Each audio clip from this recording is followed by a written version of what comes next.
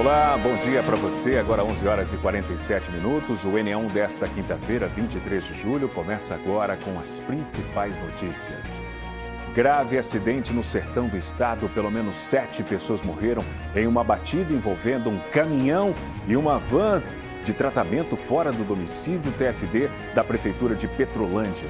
A colisão aconteceu na PE 360 entre os municípios de Floresta e Ibimirim. Veja também a chuva que caiu desde a noite de ontem provocou transtornos no Recife e na região metropolitana. Houve pontos de alagamento em importantes avenidas da capital, deixando o trânsito lento. A equipe do N1 esteve em Moreno com o calendário. A obra de uma ponte tem causado preocupação. Com as chuvas, moradores enfrentam lama, alagamentos e muitos desafios no dia a dia. A população pede uma solução emergencial. Quem tem contas em atraso com a Compesa tem até esta sexta-feira para se inscrever no mutirão de conciliação promovido em parceria com o Tribunal de Justiça de Pernambuco. Vamos explicar como negociar débitos e regularizar a situação dos consumidores. Na terceira reportagem da nossa série especial, você vai conhecer os riscos escondidos no ambiente virtual e entender por que a conscientização dos jovens e a orientação dos responsáveis são fundamentais para uma navegação mais segura. Você permitiria que seu filho de 11, 12, 15 anos frequentasse um bar que você sabe que é frequentado por pedófilos, por pessoas violentas sexualmente ou violentas fisicamente, ou por traficante de droga, sozinho? A resposta de 100% vai ser não. Mas quando você permite que ela entre nesse mundo virtual, sem supervisão, você está fazendo a mesma coisa. Vamos juntos até 13h. Você pode participar no N1 pelo WhatsApp da Globo, 3214-8500, 3214-8500 para denúncias, sugestões de reportagens e também para você tirar dúvidas. E a nossa equipe apura desde cedo as informações sobre um grave acidente na PE 360 entre Floresta e Ibimirim, no sertão do estado. Pelo menos 7 pessoas morreram após a colisão entre uma van de TFD, o tratamento fora do domicílio, e um caminhão durante esta madrugada. A gente vai falar sobre esse acidente agora. O repórter Gustavo Ferreira está acompanhando essa tragédia e traz as informações para a gente. Oi, Gustavo. Oi, Márcio. Bom dia para você, bom dia para todos que nos acompanham. Esse acidente, grave acidente, ocorreu por volta das 5 horas da manhã, no comecinho desta quinta-feira, de acordo com informações da Polícia Civil. E das 7 pessoas que morreram, 6 estavam nessa van. Informação confirmada pela Prefeitura de Petrolândia também. Eram 5 pacientes e o motorista da van também morreu. A 7ª vítima era o motorista do caminhão que se envolveu nessa batida no trecho da PE 360, como você disse, Márcio, entre os municípios de Floresta e Ibimirim, no sertão de Pernambuco. Esses pacientes, eram 9 pacientes na van, de acordo com a Prefeitura de Petrolândia, saíram de Petrolândia com destino a Arco Verde, uma viagem de cerca de 3 horas e meia, e saíram no começo da madrugada também. Você está vendo algumas imagens, alguns vídeos que nós recebemos também do acidente. Claro que nós borramos algumas imagens, né, porque são muito fortes, mas dá para ver os restos do caminhão e da van também, os veículos totalmente destruídos na estrada. Ainda hoje a gente volta para trazer mais informações sobre os primeiros sinais, as primeiras impressões da perícia que começou, o trabalho dos bombeiros também, os feridos. Eu conversei aqui na Casa de Apoio do Recife, que também recebe pacientes de TFD, que conheciam algumas das vítimas e também o motorista dessa van. Eles falaram sobre esse sentimento de tristeza e a gente, claro, vai atualizar você também com outras notícias sobre o que pode ter causado essa colisão que deixou 7 mortos na PE 360. Márcio. Obrigado pelas informações. Daqui a pouco Gustavo Ferreira volta ao vivo. A nossa solidariedade às famílias, às vítimas desse grave acidente que aconteceu de madrugada lá no interior do estado. Aqui na região metropolitana, a chuva que caiu na madrugada de hoje causou transtornos para quem saiu de casa cedo, né? Não só aqui na região metropolitana, mas também na zona da mata do estado. E é o seguinte, a APAC mantém o alerta, a notícia está no G1 Pernambuco. Você pode acessar a reportagem apontando a câmera do seu celular para esse QR Code que está aqui na tela. Vamos mostrar agora imagens da Avenida Dois Rios, que é um ponto no bairro do Ibura, onde sempre que chove na zona sul do Recife fica desse jeito, né? Esse trecho fica logo em frente ali ao SESI, o local ficou alagado, motoristas, motociclistas tiveram que usar apenas um canto da pista, mesmo assim com água acima dos pneus. Também na zona sul do Recife, vários pontos de alagamento, a gente vai mostrar imagens na sequência da Mascarenhas de Moraes, na Imbiribeira. Você pode acompanhar aí, ó, por lá, muita água e os motoristas precisaram diminuir a velocidade, passar com atenção. Esse é um trecho que sempre alaga, então os motoristas sofrem demais nesse trecho da avenida ali da Mascarenhas de Moraes, na Imbiribeira, que mostra a movimentação, principalmente em direção ao bairro de Afogados. Então, a gente acompanha essa movimentação. Na Avenida Caxangá, agora, a gente mostra no bairro da Iputinga, zona oeste do Recife, pista molhada, água acumulada nas laterais. Os motoristas precisaram seguir com muita cautela. E, claro, seguindo, né, no sentido Camaragibe, como você acompanha. Já em Camaragibe, o que aconteceu em Camaragibe? Uma árvore de grande porte caiu por cima da fiação de alta tensão da Avenida Belmino Correia. Essa árvore ficava dentro do Fórum Desembargador Agenor Ferreira de Lima. Os galhos interditam uma das faixas da avenida no sentido Recife. Agentes de trânsito orientavam os motoristas, o local ficou sem energia elétrica e alguns semáforos pararam de funcionar durante a manhã. E agora a gente tem imagens do repórter cinematográfico Ezequiel Quirino. Você está acompanhando imagens nesse momento? Essa aqui é a Avenida Recife, no encontro com a Rua Senador Alberto Pasqualini, na entrada do bairro Jardim São Paulo, também na zona oeste da capital. Você acompanha do alto e a gente observa que os carros estão passando apenas por uma das faixas, né, dessa avenida, porque o trecho ainda segue alagado. Então, para você que precisa seguir em direção à BR-232, é melhor você evitar a Avenida Recife neste momento, por outros trechos da capital, ou então para você que vai em direção ao aeroporto do Recife também, você percebe essa lentidão em direção a Mascarenhas de Moraes. E do outro lado, os carros seguem em direção lá na frente à BR-101, também em direção à BR-232. Dessa imagem do alto, a gente já sabe alguns pontos de alagamento aqui na região metropolitana, mas nesse momento a Avenida Recife está desse jeito, olha, tudo parado por lá. Vamos agora trazer uma reclamação de várias famílias, porque em Moreno, a ponte que está sendo construída sobre o rio Poço Frio virou um problema para quem depende do acesso. A obra começou há 3 meses, mas a chuva, né? Estamos no inverno. Os alagamentos pioraram e muito. Os moradores enfrentam lama, água parada e prejuízos no dia a dia. A população pede uma solução emergencial para garantir a passagem segura até que essa obra seja concluída. Vamos acompanhar. O problema não é a obra, é o atraso dela. A ponte que está sendo construída sobre o rio Poço Frio é o principal acesso às comunidades rurais de Tamboatá e João Paulo II, em Moreno.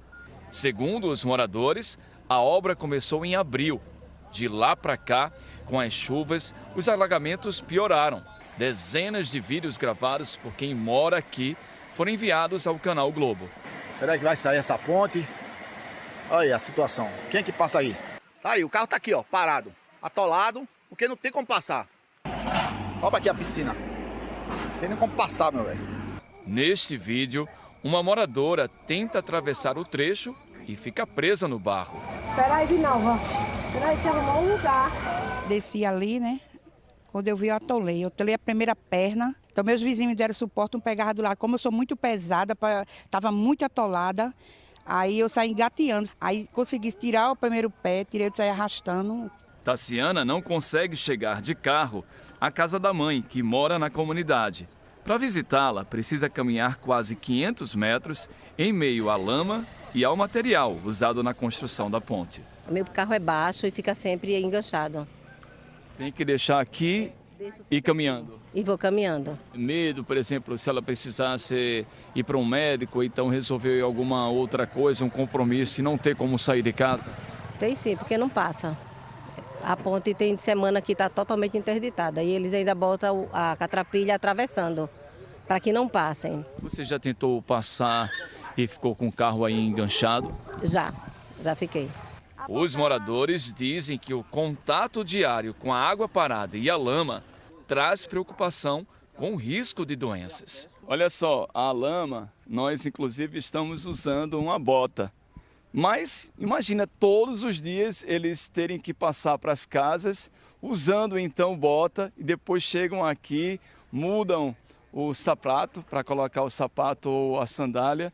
E, seu Célio, o senhor se preocupa também com esse risco de doenças? Tem, porque eu tenho meus filhos, eu tenho minha família aqui, que eu moro aqui há 61 anos de idade.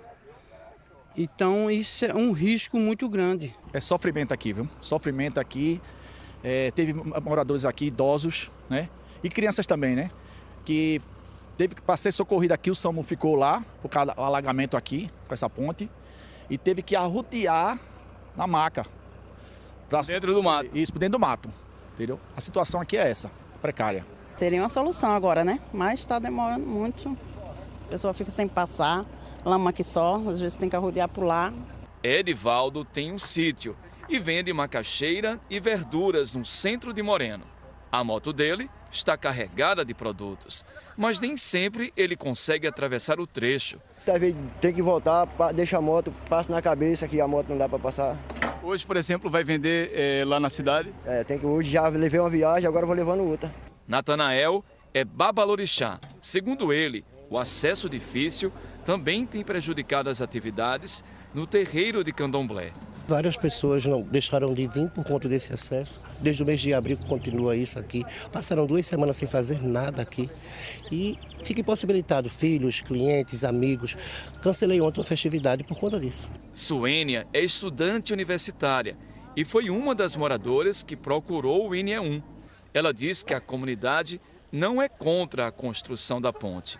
O pedido é para uma solução emergencial que garanta a passagem segura, enquanto a obra não fica pronta. A gente quer uma melhoria para a população aqui, né, para os moradores dessa rua. Eu estou 1 ano e 6 meses, mas eu me juntei à população para a gente trazer um resultado, né? Principalmente aqui, esse senhor que mora nessa casa. Quando chove, alaga, a água invade a casa dele, né? A gente tem que dar a volta por outra rua que também é escorregadia. Então a gente fica à mercê dessa situação. E nós fomos em busca de respostas. A Secretaria de Obras e Serviços Públicos de Moreno disse que as obras da passagem molhada, localizada na Rua da Regeneração, no bairro Tamboatá, estão na fase final de conclusão e que o serviço só não foi concluído até este momento devido ao volume de chuvas registrado ao longo das últimas semanas na região. Nós estamos no inverno, né? Geralmente tem chuva no mês de junho e julho também. A Secretaria disse que reconhece os transtornos causados por conta das obras, mas em breve os moradores daquela localidade terão uma nova passagem com pavimentação e segurança para quem utiliza a via. E a gente vai acompanhar a conclusão dessa obra por lá. Hora do calendário do INE1. Você está acompanhando essa ilustração aqui no estúdio, porque hoje a gente vai mostrar a reclamação dos moradores do bairro da Várzea, no Recife. É sobre a falta de calçamento e limpeza na rua Luiz Augusto Rabelo. Situação que a gente acompanha aqui no INE1 desde o ano passado. Vamos conferir. Conhecemos o problema da comunidade em novembro do ano passado. Moradores da Luiz Augusto Rabelo mandaram um vídeo mostrando a situação da rua. Sem calçamento, cheia de mato e com água suja de esgoto escorrendo sem tratamento. Esgoto a céu aberto, capinação retarda a vir. Os moradores têm que fazer um paliativo para tirar da frente da sua residência. O saneamento básico não tem. As ruas aqui, para a gente poder entrar em casa, a gente tem que comprar uma caçamba de barro, uma metralha para botar para fazer uma melhoria. As crianças estavam reclamando porque não pode brincar. Tempo de chuva, a gente não tem condições de andar, é muita lama. Na época, a Prefeitura do Recife disse que uma equipe da Enlurbe iria na comunidade para fazer uma capinação no mesmo dia e que na semana seguinte iria realizar um serviço de terraplanagem para melhorar o tráfego na região. Os moradores estão aguardando melhorias. Nós voltamos na comunidade para conversar com os moradores e conferir como é que anda a situação na rua Luiz Augusto Rabelo. Vamos acompanhar. Pessoal, o calendário do INE1 esteve aqui na rua Luiz Augusto Rabelo em novembro de 2025. É uma rua bem extensa, são pelo menos 960 metros, tá, de comprimento. E são 150 casas, né, várias famílias, inclusive boa parte do pessoal se encontra aqui. Agora a gente precisa entender o seguinte, e vou perguntar a todos, o que foi que a prefeitura fez de serviço aqui desde que a gente esteve por aqui? Nada! Essa é a resposta do pessoal. Vou convidar aqui o Marcos, né, que está representando aqui as pessoas. Estou vendo o senhor até com o calendário aqui, né, a gente esteve aqui em novembro. A prefeitura não mandou ninguém aqui, pelo menos para fazer um paliativo? Joab, a situação aqui dos moradores, como você bem vê, é precário. A prefeitura da cidade do Recife fecha os olhos para essa comunidade. É um descaso total. Já encaminhamos vários abaixo-assinados aí em Lourdes, a Secretaria de Infraestrutura. Eles não fazem nenhum paliativo dentro da comunidade. E, na verdade, a gente não quer mais paliativo. O que a comunidade hoje está necessitando é da pavimentação e da drenagem da rua Luiz Augusto Rabelo. São mais de 150 residências, 960 metros. A gente vê que esgoto a céu aberto correndo na porta das pessoas. As ruas, quando chove aqui, os carros de aplicativo não querem entrar, carros socorristas não querem entrar. Nem a polícia militar entra aqui dentro, porque não tem condições de entrar na rua. Nos cartazes que os moradores seguram, o pedido é de pavimentação, mais atenção e respeito do poder público. Quem mora aqui diz que já não aguenta mais esperar. Estou perdendo alguns móveis devido a alagamento dentro da minha própria residência. Até porque, às vezes, quando eu acordo, já estou dentro da água. E tenho vídeos que comprovam que eu também não preciso estar mentindo, né? E a comunidade sofre com isso tudo, né? E a gente espera algo da prefeitura que olhe encarecidamente para a nossa população, porque somos carentes. As boas-vindas na rua Luiz Augusto Rabelo, na Várzea, hoje são essas. Lixo acumulado por causa da coleta irregular. E quando o assunto é serviço paliativo, quem faz o trabalho são os próprios moradores. Com carroça, pá e uma picareta. Eles tentam melhorar a passagem e amenizar o esgoto que corre a céu aberto. Um problema sério, já que a rua tem idosos e crianças. O problema é muito idoso que cai. A gente, como está chovendo, não sai de casa, porque a gente vê a hora cair. Seu Luiz perdeu uma das pernas e, por causa dos buracos, evita até sair de casa. A dificuldade para caminhar pela rua virou mais um obstáculo na rotina dele. Não tem condição, né? Cheio de buraco, não tem condição, né? A calçada é melhor, né? Como é que o senhor faz para sair de casa? Alguém precisa lhe ajudar por conta... Precisa ajudar, Em alguns trechos, a situação é ainda mais preocupante. Em frente à casa de Janicleide, onde moram 4 pessoas, uma cratera se abriu. Parte da calçada já cedeu e sempre que chove, ela sai de casa às pressas com medo que o pior aconteça. A chuva que deu, derrubou minha calçada, o bueiro, né? Abriu o mar, que isso aí não era assim. E só tem promessa. Eles prometem e não vêm fazer a obra. Hoje eu fico morrendo de medo, a gente não dorme de noite por causa disso aqui, né? Que já entrou água já por área de serviço, entra a rato, foi muita barata. Aí a gente ficou com medo de sair de madrugada daqui, né? Por causa da água, escorpião, tudo que for de bicho já entrou. Os moradores querem uma providência por lá também. A empresa de manutenção e limpeza do Recife, em Lourdes, disse que as equipes técnicas vão verificar a viabilidade de incluir a rua Luiz Augusto Rabelo em projetos futuros de pavimentação. Para você entender, não deve ser feito nada por agora. Segundo, de acordo com a Inlub, seguindo os critérios técnicos e a disponibilidade também de orçamento. Sobre a sujeira, a Inlub disse que a coleta de resíduos está regular, apesar das queixas dos moradores, e que o serviço é feito diariamente. Sobre o esgoto, a Compesa diz que não opera a rede coletora na rua Luiz Augusto Rabelo, mas que a área está inserida no planejamento de investimentos do programa Cidade Saneada, que prevê a execução de obras para implantar sistemas de esgoto na região. Também vamos continuar acompanhando essa situação por lá. E vou marcar aqui para a gente voltar no calendário. A gente está no mês de julho. Será que no mês de outubro nós teremos, de repente, uma solução lá para os moradores? Será que algo será feito por lá? Eu quero aqui, vamos lá. No dia 23, estou marcando aqui a data para a gente voltar com o calendário do NE1 por lá, nosso compromisso também com os moradores.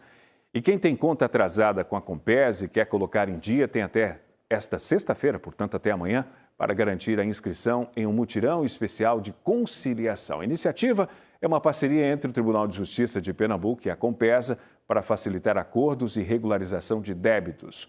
Bruno Fontes está ao vivo com a gente e vai trazer todos os detalhes. Bruno, começo perguntando para você, quem pode participar e como fazer para se inscrever? Seja muito bem-vindo. Grande Márcio, boa tarde. Olha só, qualquer pessoa pode participar, é por isso que nós estamos aqui no Fórum Rodolfo Aureliano, porque essas audiências de conciliação, elas vão acontecer aqui no 5º andar, mas só em agosto. Então, por isso que você disse, essas inscrições acontecem até amanhã, porque pode ser tanto pessoa jurídica, empresa, como também pessoa física. Elas vão preencher um formulário, a gente vai colocar aqui esse endereço eletrônico do Tribunal de Justiça de Pernambuco, porém, Marcela Freire, que está aqui comigo, que é o gerente desse núcleo de conciliação, exatamente a pessoa responsável, ela vai explicar um pouco por que é importante as pessoas participarem e o que é que acontece, as vantagens também de conseguirem renegociar essas dívidas com a Compesa. Marcela, muito obrigado em estar aqui conosco, uma boa tarde para a senhora. É fácil fazer essa inscrição a partir desse formulário que a própria Compesa e vocês estão mostrando lá que as pessoas precisam realmente preencher essas informações? Boa tarde, Bruno. Boa tarde a todos. Primeiramente, a gente queria agradecer, também a oportunidade de estar divulgando esse trabalho tão importante para a população da região metropolitana do Recife. Sim, a inscrição ela tem sido de fácil acesso através do site do Tribunal de Justiça, como você mencionou, que deve estar aparecendo.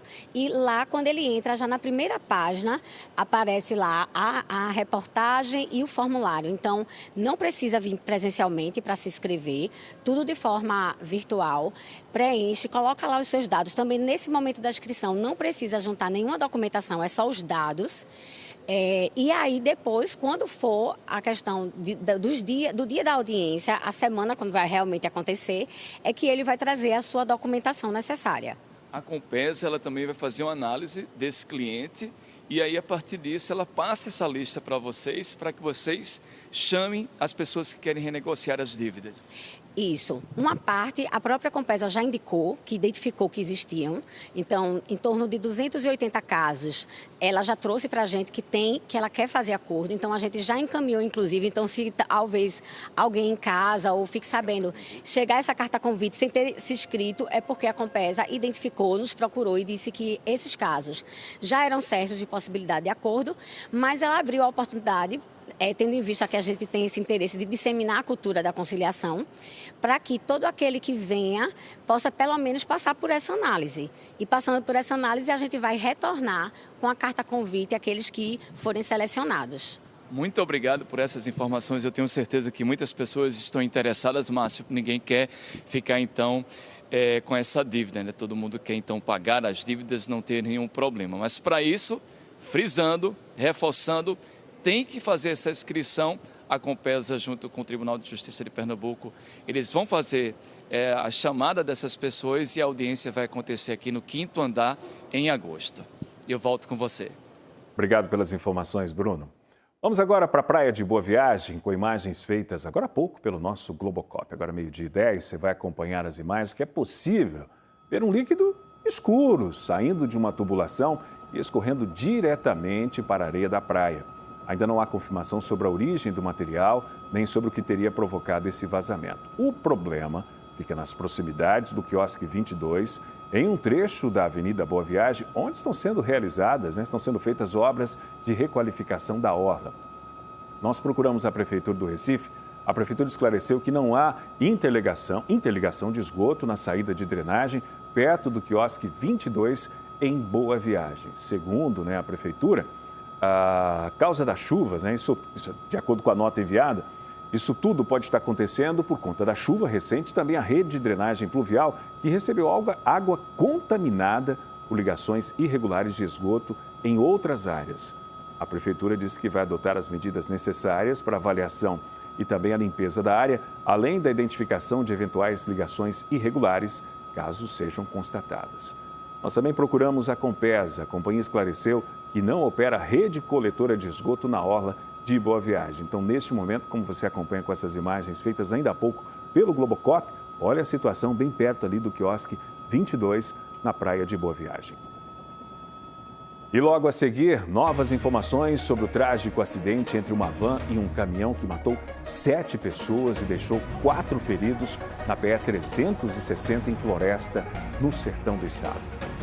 Você vai ver também a terceira reportagem da série especial A Geração do Quarto. Você vai conhecer os riscos escondidos no ambiente virtual e entender por que a conscientização dos jovens e a orientação dos responsáveis são fundamentais para uma navegação mais segura. 12:12, o NA1 volta em instantes.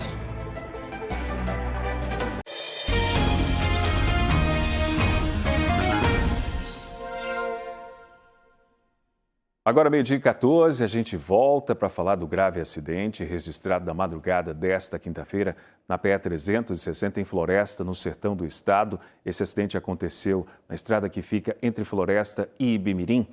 Uma van que transportava pacientes do tratamento fora do domicílio de Petrolândia e também um caminhão se envolveram nessa batida. 7 pessoas morreram, entre elas o motorista do caminhão e 6 pessoas que estavam na van. Segundo a Polícia Militar, 4 pessoas ficaram feridas. Esse acidente foi mais de 400 quilômetros do Recife. Quem vai trazer para a gente novas informações é o repórter Gustavo Ferreira. Ele tem outros detalhes sobre essa tragédia por lá no sertão. Gustavo?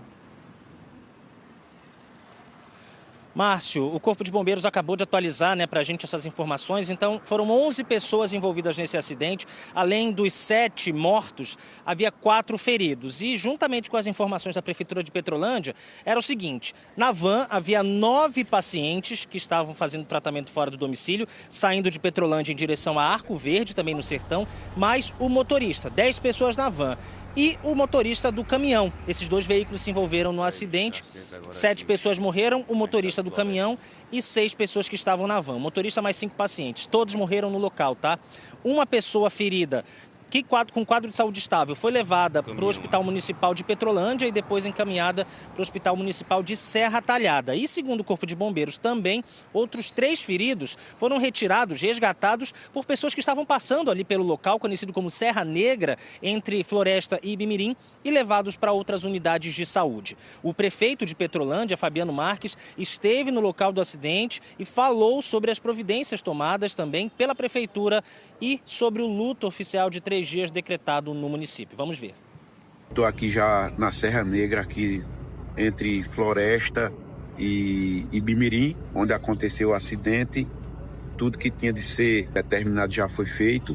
A polícia científica já está aqui. Infelizmente, já foram confirmados o óbito do motorista do caminhão, do baú, o motorista nosso também, que está no TFD, nosso grande amigo Cal, infelizmente, também está no meio dos óbitos. E dos 9 pacientes que vinham no TFD, 4 foram encaminhados e, infelizmente, 5 óbitos, que a gente não sabe dizer ainda quem é. Estou determinando também luto de 3 dias na cidade e também que todas as secretarias envolvidas dê todo apoio a essas vítimas. O motorista dessa van que fazia esse transporte de pacientes em tratamento fora do domicílio, que o prefeito chamou de Cal, era Ricardo Eduardo de Souza. Mais cedo, eu e Joab Marques estivemos na casa de apoio aqui no Recife, que recebe pacientes de TFD, também de outros municípios, inclusive de Petrolândia. Eles falaram sobre esse profissional, quem era esse motorista, o quanto ele era atencioso e, claro, demonstraram toda a tristeza depois desse acidente. Cal era um rapaz que ele trabalhava bem, assim, é um cara de responsabilidade, né? Ele sempre vinha de ambulância para cá. Só que hoje, infelizmente, ele fez algum serviço extra. O pessoal convidou ele para levar o pessoal para Arco Verde, né? E infelizmente aconteceu essa tragédia, né? Um cara responsável, um cara bem lotado já na prefeitura há um tempo e assim bem conhecido no município. A gente hoje que dirige, a gente tem que dirigir por nós e pelos outros, né? Então, infelizmente, aconteceu isso aí, mas é uma perda. Triste a gente perder um amigo, podia ser eu, podia ser qualquer outro, né? Aí a gente fica triste numa situação dessa, mas a gente tem que seguir em frente e só pedir a Deus, né, para não livrar todo o mal, essas estradas aí. A governadora de Pernambuco, Raquel Lira, divulgou uma nota de pesar lamentando o que aconteceu, lamentando esse acidente entre a van e o caminhão na PE 360. também disse que falou com o prefeito de Petrolândia, Fabiano Marques, expressou solidariedade e já comunicou as providências tomadas pelo governo nesse momento e diz que o Estado está à disposição do município e também das famílias das vítimas. Ainda não se sabe o que aconteceu, mas a Polícia Científica já realizou as perícias no local do acidente e a Polícia Civil informou que vai investigar pela Delegacia de Floresta o que aconteceu, o que pode ter causado essa batida por volta das 5 horas da manhã na PE 360 entre Floresta e Bimirim. Márcio, essas são as informações por enquanto, mais detalhes a gente traz no NE2. Volto com você. Obrigado pelas informações, Gustavo. E agora a gente vai falar aqui no NE1 sobre qualificação, porque a Secretaria Estadual de Educação está com vagas abertas para cursos gratuitos de idiomas. Tem aula de inglês, espanhol, francês e alemão. Diogo Frank é quem traz para a gente as informações. Diogo. São mais de 11 mil vagas sendo oferecidas para o Núcleo de Estudos de Línguas, que é o núcleo para aprender idiomas, né, da Secretaria Estadual de Educação. Eu estou aqui com Júlia Couto, que é representante da Secretaria. Bem-vinda. Explica para a gente como é que as pessoas podem fazer a inscrição e participar desse curso. A inscrição ela é feita de forma online no nosso site. A pessoa faz o cadastro no neo.educação.pe.gov.br, faz o seu cadastro, procura a escola que fica mais próxima da sua residência, escolhe sua turma, o seu horário, o idioma e se inscreve. Perfeito. É só para a capital ou não? Não, a gente oferece em todo o estado, a gente tem mais de 21 municípios e vários polos espalhados por esses municípios. Quais são os cursos oferecidos? A gente oferece o curso de inglês, espanhol, francês e alemão, do básico a um pouquinho mais avançado, e alguns polos a gente oferece para a turma Kids, que são para crianças a partir dos 8 aos 12 anos. Só pode ser quem está na rede pública ou não? Não, é aberto para todo o público em geral. Perfeito. Paga alguma coisa? Não, o curso é totalmente gratuito. Tá certo. E esses módulos, eles são divididos em quantas partes? Eles são divididos em quatro partes. O curso é em total de 2 anos e ele acontece 2 vezes na semana nos núcleos. Quando a gente pensa em idioma, né, muita gente pensa que já tem que aprender, falar, sair do básico logo na primeira aula, na primeira semana. Não é assim, né? Existe sempre um acompanhamento, aprendizado, né? É, exatamente. Assim, a gente realmente pede para que o aluno faça os 2 anos certinho e aí combine com o professor umas turmas que podem aprimorar. E aí depois os professores criam essas turmas de instrumental que desenvolve essa conversação, né? Que é realmente um processo que é depois da gente aprender esse conteúdo mais básico. Fazendo um curso desse já abre o olhar também para aquele estudante que vai para o Ganha o Mundo, né? Exatamente, exatamente. Acho que a idade do Ganha o Mundo é com 14 anos e 11 meses, né? E os alunos já podem se inscrever antes para começar a estudar no NEO, para quando for fazer a prova do Ganha o Mundo já tá com aquele inglês, aquele espanhol na ponta da língua. E a inscrição vai até quando? A inscrição vai até o dia 26/7. Tá, então repete o endereço do site, por gentileza. neo.educacau.pe.gov.br neo.educacau.pe.gov.br. E olha, muita gente tem mais de um emprego e fica com dúvidas sobre como o INSS é calculado nesses casos. Afinal, quem trabalha em 2 hospitais, por exemplo, pode ter descontos diferentes em cada vínculo? Mas como saber se a contribuição está correta? E como conferir a folha de pagamento? A gente vai explicar agora como funciona esse cálculo e quais os cuidados o trabalhador deve ter. Assunto para Bruno Fontes. Bruno! E, Márcio, isso é muito comum, principalmente para os médicos, anestesistas, enfermeiros. E eles podem estar tendo esse desconto maior e não sabem. Por exemplo, eles são pagos por uma empresa e também por uma outra. E aí tem que descobrir, tem que saber se esse desconto está sendo maior. Leisineri Lins, advogada previdenciarista, ela também faz parte da Comissão de Seguridade Social da OAB Pernambuco. Leisineri, muito obrigado por estar aqui conosco. Como é que a pessoa, Márcio já estava dizendo assim, como é que ela descobre se esse recolhimento está sendo superior ao teto do INSS? Boa tarde para você. Boa tarde, Bruno. Boa tarde, Márcio, e a todos que nos assistem. Como é que a gente consegue ter essa informação? Acessando o aplicativo Meu INSS, que é através da sua conta Gov, CPF, mesma senha da conta Gov, e lá você verifica o extrato CNIS, CNIS. Lá vai ter todas as contribuições, mês a mês, que cada empresa para a qual você trabalha está recolhendo. Então, ali a gente já consegue ter uma ideia se esse valor é superior ou não ao teto. Esse teto máximo que a pessoa tem que recolher, até que teto ela recolhe, depois disso não precisa mais ter outra incidência, incidir também outro recolhimento? O valor total do teto hoje é 8.475, mas o que é importante destacar, que não é 8.475 de cada emprego, é no total. Então, se você recebe 5.000 de um e 5.000 de outro, ultrapassa esse teto. Então, é muito importante estar atento. No caso, a pessoa tendo 2 empregos e está ultrapassando esse valor de 8.475, vamos dizer 5.000 em um emprego e 5.000 em outro, como a senhora estava explicando, ela informa uma das empresas que também tem um outro emprego? Exatamente. Verificando que está tendo a contribuição dos 2 e, por óbvio, ultrapassando o teto, ela escolhe uma delas para manter e na outra faz uma cartinha simples de próprio punho e entrega no RH da empresa, dizendo, eu já tenho um valor de 5.000 no meu outro vínculo, então aqui você tem que limitar o teto. E a empresa é obrigada, a partir desse momento, a só recolher naquele valor. Ela consegue, então, se ela descobrir de um tempo para cá que está acontecendo esse desconto que é maior, ela consegue ter de volta esse dinheiro? A partir do momento que ela identifica isso, pede para parar, ela consegue pedir para trás dos últimos 5 anos. Judicialmente isso é totalmente possível, então você pega essa restituição da contribuição social acima do teto. A sua indicação, a indicação da senhora, então, que ela consulte esse extrato. Consulte o extrato. E se tiver alguma dificuldade, também é possível ver no contra-cheque. Só que o que é que hoje em dia acontece, né? Nem todo mundo tem acesso aos contra-cheques dos últimos 5 anos. Mas nesse extrato você consegue ver todas as contribuições de todo o período que já trabalhou na vida. Muito obrigado. Acho que são informações importantíssimas para que as pessoas, então, vai que você está tendo, né, Márcio, esse desconto já há bastante tempo, consegue sim, se descobrir isso, a ter esse dinheiro de volta. Eu volto com você. Obrigado pelas informações, Bruno. É um direito do trabalhador, né? Vamos falar agora de segurança, porque o Cabo de Santo Agostinho foi eleito o 8º município mais violento do país em 2025. Os dados são do 20º Anuário Brasileiro de Segurança Pública, divulgado hoje. Quem conta pra gente, traz também outros detalhes, é Mário Carvalho. Oi, Mário, boa tarde para você, seja bem-vindo.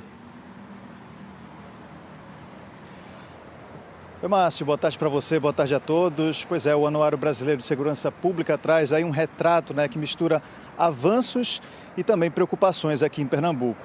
O estado registrou queda no número de mortes violentas, intencionais e também reduziu as taxas de homicídio pelo 2º ano seguido, mas mesmo assim continua entre os 5 estados mais violentos do país. A reportagem completa está aí no G1, apontando aí a câmera do seu celular para o QR Code que está na tela. Você consegue ver todos os detalhes. Um dos destaques, como você falou, Márcio, é o levantamento do Cabo de Santo Agostinho. O município aparece como a 8ª cidade mais violenta do Brasil, entre as que têm mais de 100 mil habitantes. No ano passado, o Cabo ocupava a 5ª posição. O relatório aponta que a proximidade ali com o complexo portuário de Suape é um dos fatores que contribuem para a atuação de grupos ligados ao tráfico internacional de drogas. Além do Cabo de Santo Agostinho, outro município da região metropolitana também aparece entre as cidades mais violentas do país. É São Lourenço da Mata, que ocupa a 14ª posição no ranking. A cidade apresentou redução na taxa de homicídios em relação ao ano anterior, mas ainda permanece entre os municípios com os maiores índices de violência do Brasil. Outro dado que também chama a atenção é o aumento das mortes decorrentes de intervenções policiais aqui em Pernambuco. Enquanto os homicídios caíram, esse tipo de ocorrência cresceu mais de 30% aqui no estado. O anuário também mostra um crescimento dos feminicídios aqui em Pernambuco. O número de mulheres assassinadas por motivação de gênero aumentou 12%. Outros dados, as informações completas do Anuário Brasileiro de Segurança Pública você encontra aí acessando a reportagem do G1. O QR Code está aqui na tela. É só apontar a câmera do seu celular e seguir para a reportagem completa. Viu, Márcio? Volto com você. Obrigado, Mário. A internet ampliou o acesso à informação, aproximou pessoas e abriu novas possibilidades de aprendizado e convivência. Mas, para adolescentes que ainda estão construindo a própria identidade e aprendendo a lidar com emoções, limites e relações sociais, o ambiente virtual também pode esconder riscos. Cyberbullying, golpes, aliciamento, exposição indevida, discursos de ódio e a influência de conteúdos prejudiciais fazem parte de uma realidade que prejudica famílias, escolas e também preocupa as autoridades. Na terceira reportagem da nossa série especial, Você vai ver como os perigos da vida real também estão presentes no mundo digital. A importância da supervisão dos responsáveis e por que proteger adolescentes na internet se tornou um desafio cada vez mais urgente.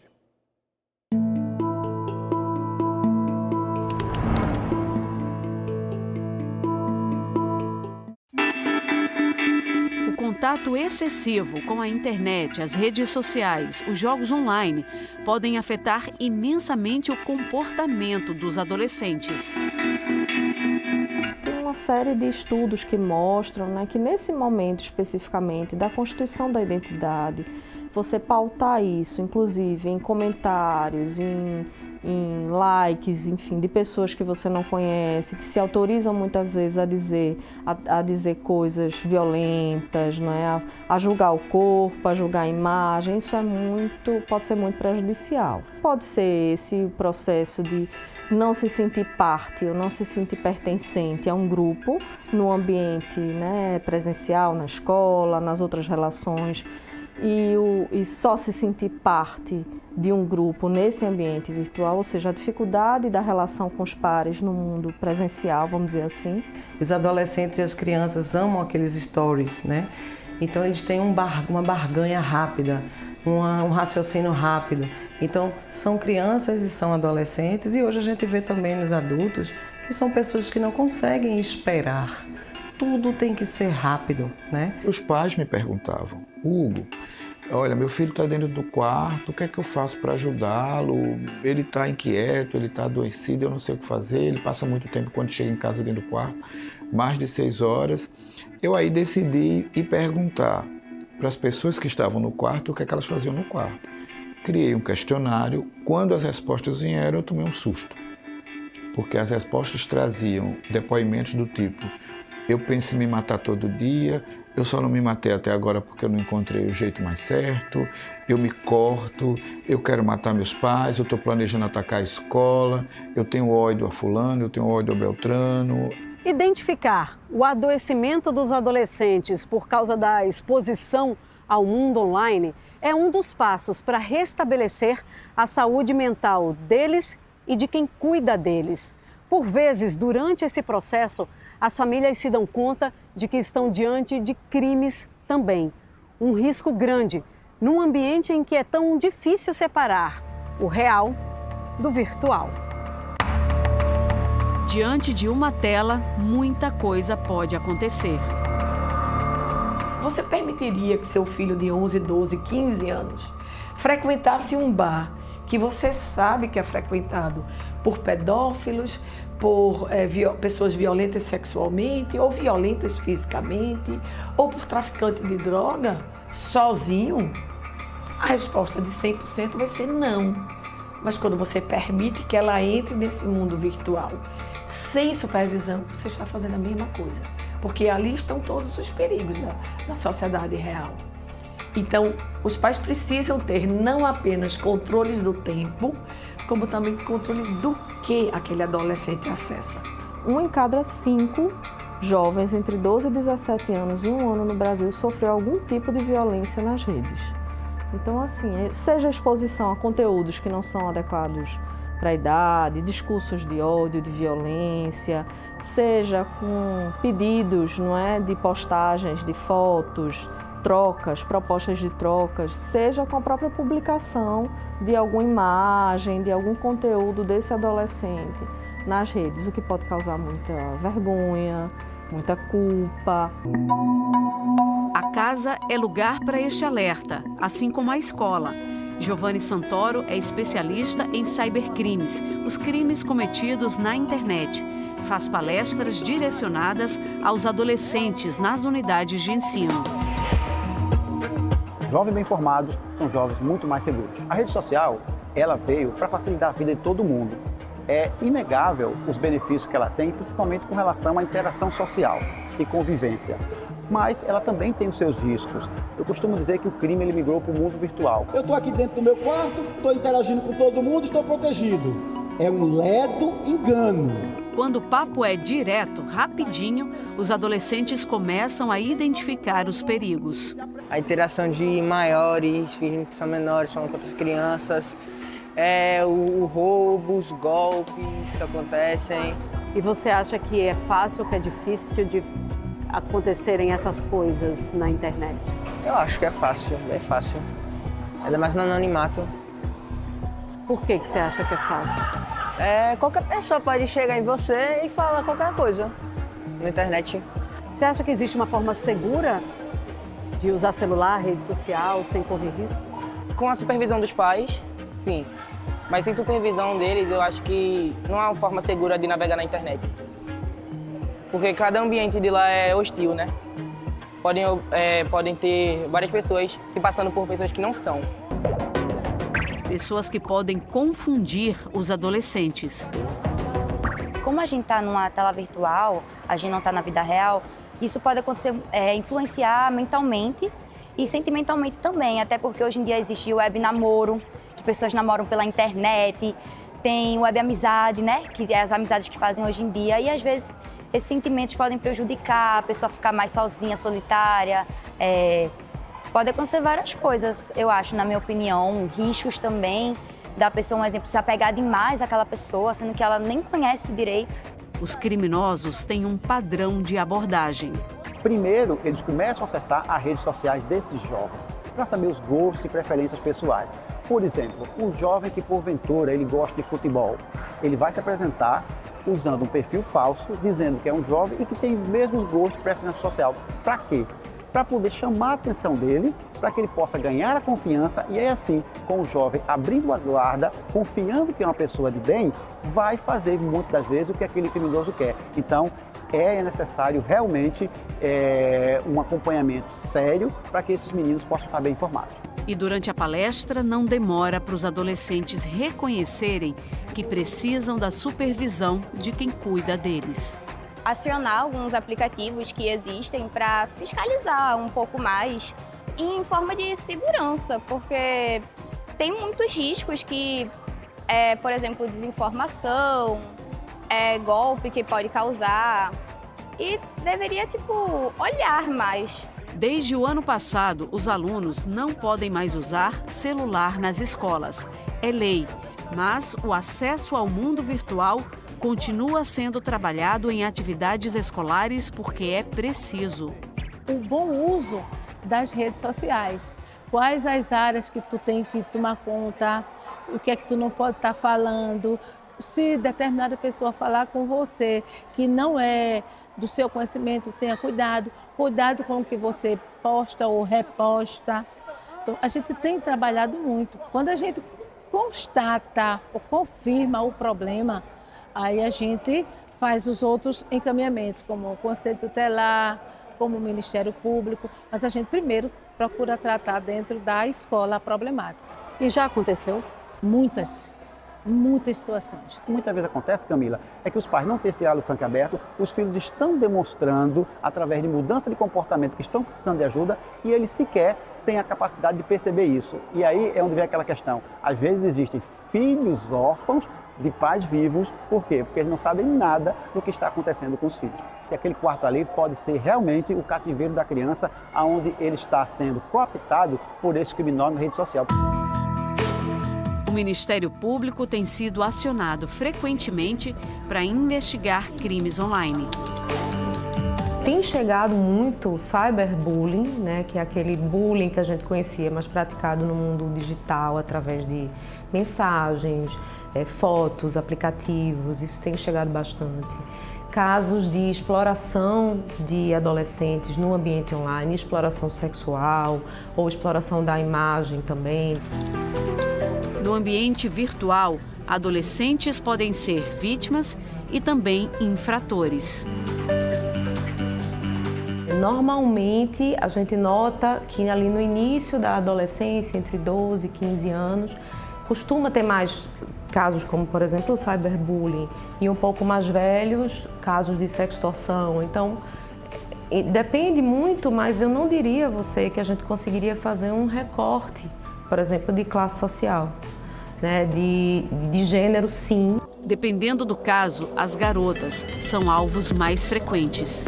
As meninas chegam muito abaladas mas às vezes, só depois de um atendimento mais prolongado, né, até com a nossa equipe técnica, que essa menina vai entender que foi vítima, por exemplo, de uma sextorção, que foi vítima de um abuso. Tem aí um conteúdo de discurso de violência, um conteúdo de misoginia, que é um problema na nossa sociedade hoje, a gente precisa enfrentá-lo, mas são adolescentes que chegam de todas as classes sociais.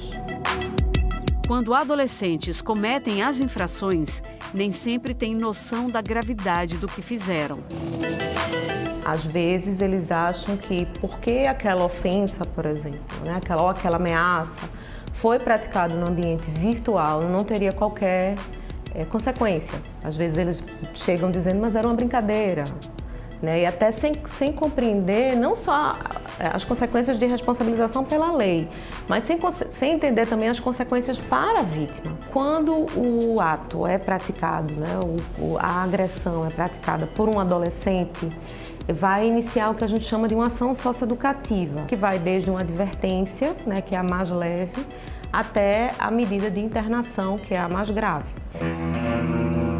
Geralmente, a revelação é um susto para as famílias. A maioria diz que não sabia, que não acompanhava essas atividades do filho ou da filha no mundo online. E, por incrível que pareça, eu percebo uma dor muito grande da família quando ela percebe que seu filho, né, sua filha, seu adolescente foi que cometeu aquele ato. O Ministério Público tem uma cartilha na internet com orientações para a família, para a escola, igreja, todos que podem fazer parte do convívio dos adolescentes e, de alguma forma, são responsáveis por eles. E com a entrada em vigor do Estatuto Digital da Criança e do Adolescente, as empresas online também precisam assumir a responsabilidade de proteger os menores de idade. O ECA Digital impõe que, antes de lançar o produto, aquele desenho do produto já seja concebido para proteger melhor crianças e adolescentes. A empresa vai ter que desenvolver mecanismos mais confiáveis de verificação de idade. Depois, toda conta em rede social de pessoas abaixo de 16 anos vai precisar ser vinculada à conta de um adulto responsável, formalmente vinculado. Então, isso vai permitir que esse adulto consiga controlar acesso, controlar tempo de uso, são as chamadas ferramentas de controle parental. E uma série de outras responsabilidades que a lei vai impor também, né? E às quais ela fica sujeita a penalidades, como a advertência, como multas e até a mais grave, a própria proibição de funcionamento daquele serviço no Brasil. O ECA Digital traz essa preocupação e responsabiliza essas empresas para dizer, olha, você está ganhando dinheiro com o acesso de crianças e adolescentes, você precisa ter mais responsabilidade, você precisa ter mecanismos mais eficazes de proteção desse público. Adolescente precisa estar seguro para ser e viver como adolescente. Mexer tanto no celular, usar tantas as redes sociais, a gente não aproveita a nossa vida como um adolescente. E quando a gente vai parar para pensar nas nossas ações e atitudes, a gente vê que a gente não aproveitou muita coisa que poderia ter aproveitado, ter feito uma festa, saído com amigos, aproveitado com nossa família, com nossa mãe, nosso pai, ter aquele momento ali de carinho, de acolhimento, de amor. E a gente, às vezes, perde isso e no futuro a gente fica, poxa, eu poderia ter aproveitado, eu poderia ter feito isso, poderia ter feito diferente. E aí a vida passa e conforme o tempo passa, coisas que a gente não fez não consegue fazer depois.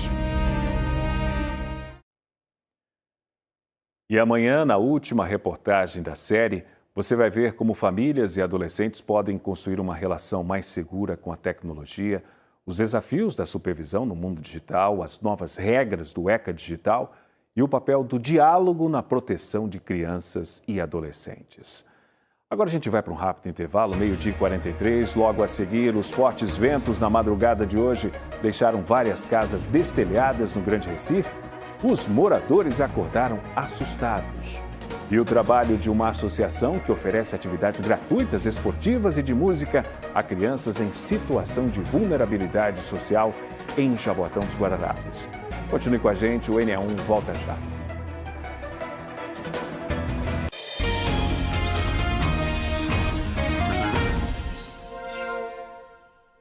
Estamos de volta e a ventania da madrugada deixou um rastro de destruição no Recife. Casas ficaram destelhadas, árvores caíram e moradores acordaram assustados com a força do vento e da chuva.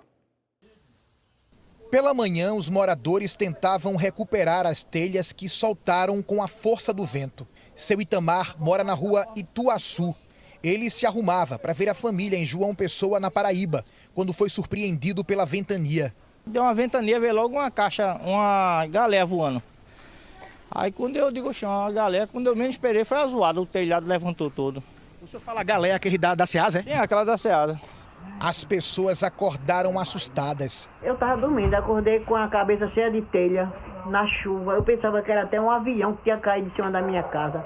Mas infelizmente quando eu olho é a chuva e pedaço de telha em cima de mim. No intervalo e outro da chuva, os moradores tentavam ajeitar o telhado a tempo, temendo uma nova chuvarada. A ventania da madrugada deixou um rastro de prejuízos. Casas ficaram destelhadas, árvores caíram e muitos moradores que já estão desempregados agora enfrentam dificuldades para reparar os danos que foram causados. Além das telhas que se soltaram, tampas de caixas d'água também foram juntas. Na casa de Edivaldo, 2 árvores tombaram. Muito barulho, olhei pela janela, né, a ventania, barulho muito forte por aqui. A gente olhou, tudo sujo de folha, bastante. A telha tinha voado, a tampa da caixa d'água. Na segunda travessa do córrego do Abdias, essa câmera de segurança registrou pouco depois das 5 horas da manhã a chuva e o vento forte levando as telhas.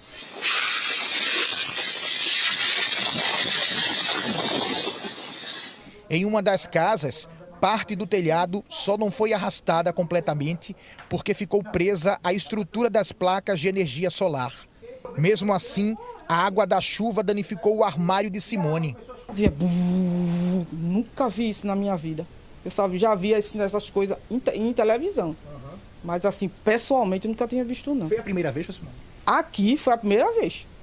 Que susto, hein? E a Agência Pernambucana de Águas e Clima, a APAC, emitiu um aviso meteorológico de atenção, aquele de cor laranja, com chuvas de moderada a forte na região metropolitana e também na Zona da Mata. Você acompanha essas imagens ao vivo da nossa câmera que fica aqui na Rua da Aurora.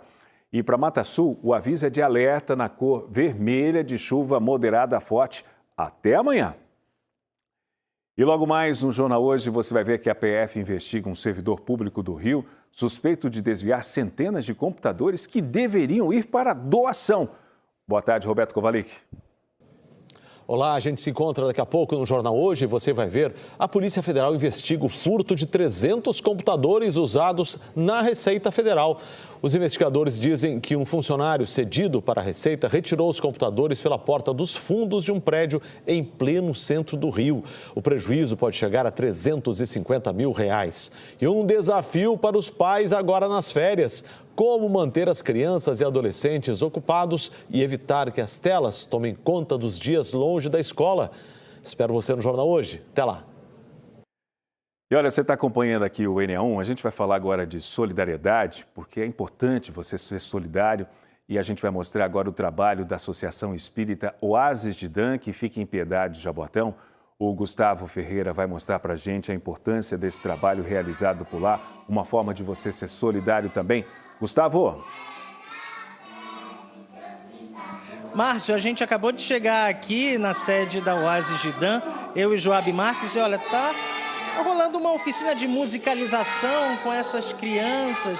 Estão cantando, estão aprendendo a ser cidadãos a partir da música.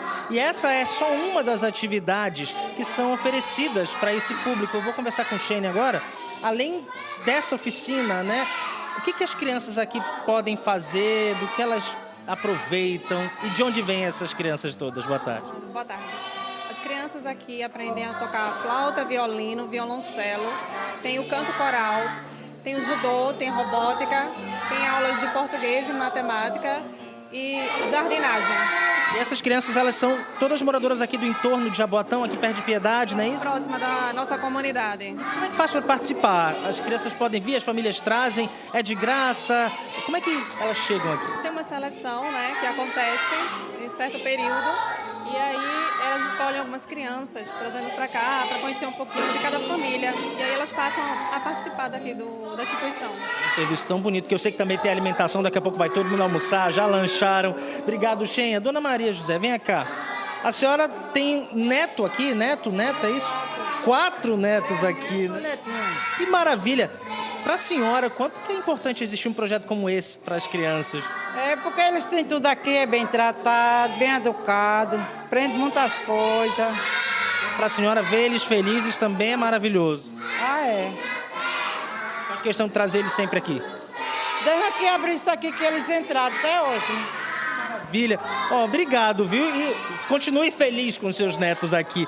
Gente, para esse projeto existir, precisa de ajuda, né? E tem um bazar lá no Shopping Itacaruna, até sábado, agora dia 25. E Glória vai explicar pra gente, Glória Oliveira, explica o que tem naquele bazar, né? No bazar do shopping e para que vai servir o dinheiro arrecadado lá. Boa tarde. Boa tarde a todos.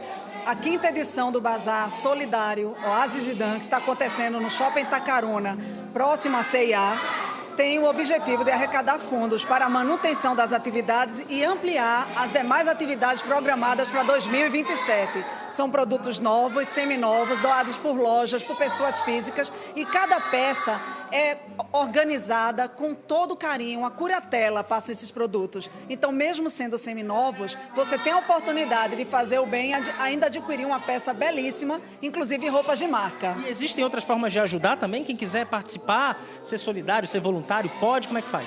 Pode sim, Gustavo. Através do voluntariado, hoje mesmo nós estamos tendo a música com o professor Joaquim. Então você pode ser voluntário, você pode ser um doador recorrente, seguir o nosso Instagram. Nós temos doações através de Pix, enfim, doações de produtos. Inclusive, quem quiser levar o produto para a loja, ainda recebemos. Qual é a maior recompensa para vocês que trabalham e desenvolvem essas oportunidades para essas crianças todas? Esse fator transformador que é o amor. O amor transforma essas crianças. Elas vêm das escolas municipais, chegam aqui, encontram todo esse acolhimento e cantam com alegria. Não estão cantando por cantar. A arte, a música e a educação. Maravilha. Muito obrigado, Glória. Parabéns pelo trabalho. É uma emoção muito grande ver essas crianças todas aqui. E eu vi que você está emocionada, né? É o filho que está aqui. Quanto que é bonito para você ver ele aqui, vivendo de música? Ele feliz, eu estou feliz. Aqui é ótimo lugar para ele.